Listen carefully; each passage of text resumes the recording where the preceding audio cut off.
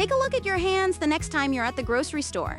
You're scanning the milk, bagging the produce, and navigating a touchscreen menu that seems to change every 3 months. It's the familiar, rhythmic beep of the kiosk, a sound we've been told signifies speed, control, and modern convenience. But here's the deal, you're currently working a job you never applied for a company that isn't paying you a dime. In fact, you're paying them for the privilege. Welcome to the era of the shadow salary. We used to call this progress. We called it digital transformation, but the data tells a much more aggressive story. Right now, the average person is spending about 4.2 hours every single week on what economists call shadow work. That's a 1.5-hour increase in just 3 years. Think about that. That's not just a few seconds saved at a kiosk. That's a part-time job. You're the cashier, the travel agent, the bank teller, and the data entry clerk. And while your hands are busy doing the work, the corporate balance sheets are reaping the rewards. Let that sink in. We're talking about a $5 trillion transfer of wealth, masked as a user-friendly interface. Now, you might be thinking, it's just a few minutes. What's the big deal? Well, when you multiply those few minutes by 75% of the retail market, which is where self-checkout penetration stands today, you get a massive shift in the global economy. It's a 32% jump in just 3 years. We've moved from a service economy to a do-it-yourself economy where the self is the most exploited resource on the planet. And this is the part you really need to pay attention to. If we're the ones doing the work, why does everything feel more expensive than ever? Here's where it gets strange. To understand how we got here, we have to look at the corporate efficiency year. It's a term you've probably heard on earnings calls, but let's break down what it actually means for your wallet. Retailers are currently caught in a vice. On one side, they're facing a 20% surge in labor costs due to structural shortages. On the other, they've hit a productivity plateau. They can't squeeze more work out of their employees without paying significantly more. So they made a pivot. They decided to hire you instead. The math is incredibly simple, and honestly, a bit brilliant if you're a shareholder. A self-service kiosk costs about 40% less to operate than a human cashier.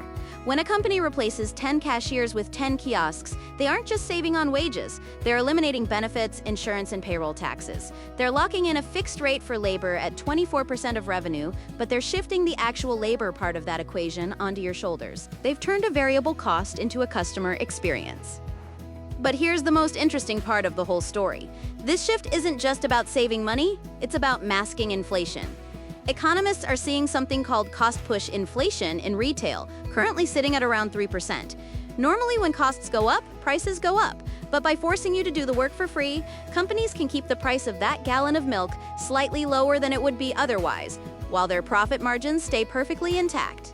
You're effectively subsidizing the store's inability to manage its own inflation. You're the shock absorber for the global supply chain.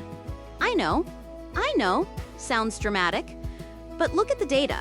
Companies save 40% on operating costs, but your grocery bill keeps rising. Where is that missing money actually going? This is where the story takes a turn into the truly wild. You aren't just the cashier, you're the data point. While you're scanning your own groceries, you're participating in a $140 billion industry every move you make, every item you skip, and every time you hesitate at the screen is being harvested by SaaS platforms and AI infrastructure firms. They aren't just selling you bread, they're selling the behavior of you buying bread. And let's talk about AI. Have you ever filled out a CAPTCHA to prove you aren't a robot? Or maybe you've used a free AI tool to summarize a document? That's unpaid AI training. The value of that human-in-the-loop labor is roughly $263 per user per year. And that market, it just exploded by 850% since 2023. You're essentially a high-end data labeler working for Silicon Valley for the price of zero. The AI data labeling market has hit $7.5 billion, and a huge chunk of that is built on the back of your free digital interactions. The true winners here aren't the grocery stores. They're just trying to survive the margin squeeze. The real beneficiaries are the tech firms providing the efficiency infrastructure. They collect 15 to 25% in efficiency fees from retailers to facilitate this theft of your time. They've built a digital toll road between you and the goods you need to survive. It's a global web of unpaid labor that fuels a $5 trillion shadow economy. That's roughly 11% of global GDP. Let that ratio land for a second.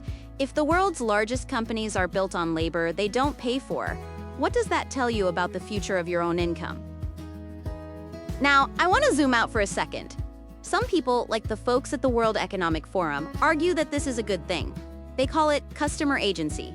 They say it gives you a hyper-personalized experience that traditional labor just can't match. They envision a hybrid consumer-producer model that sustains global growth as populations age. Sounds like a miracle, right? Well, not so fast, because we've been here before and the social contract used to look very different.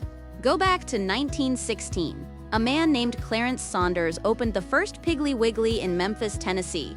Before then, you'd walk up to a counter, hand a clerk a list, and they'd fetch your items. Saunders flipped the script. He invented self-service. But here's the crucial difference. In 1916, that shift was designed to lower prices for the masses. It was a high-volume, low-margin revolution that actually passed the savings on to the consumer. It was a win-win. In 2026, the savings stay at the top. Labor economist Robert Reich calls this universal unpaid labor. He argues that the distinction between employment and consumption is being erased for profit. We are losing the original promise of the self-service revolution. Instead of getting a discount for our work, we're getting a convenience fee.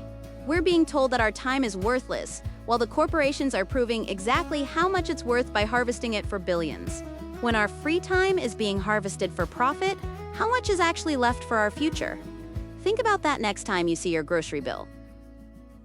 Let's tie this all together. The $5 trillion shadow salary isn't a conspiracy theory. It's a 1.2% annual erosion of your real wealth. It's an invisible tax on the middle class. While your nominal salary might be going up, your time wealth is being quietly liquidated. You're working longer hours at your actual job, only to come home and work a second, unpaid shift for the companies you buy from. It's a cycle that's accelerating, and it's one of the primary reasons why the middle class feels like it's running in place despite solid economic numbers. The math stops working when we stop valuing our own time, and when the math stops working, we have to start asking different questions.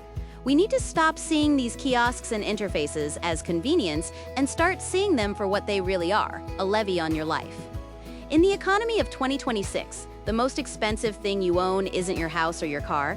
It's the minutes of your life that corporations have learned to harvest for free. So the next time you're standing in front of that glowing screen and that familiar beep sounds off, ask yourself, who is really getting paid for this? And more importantly, what are you going to do with the few minutes you have left? Because in this heist, the only way to win is to realize you're the one being robbed. Catch you on the next one.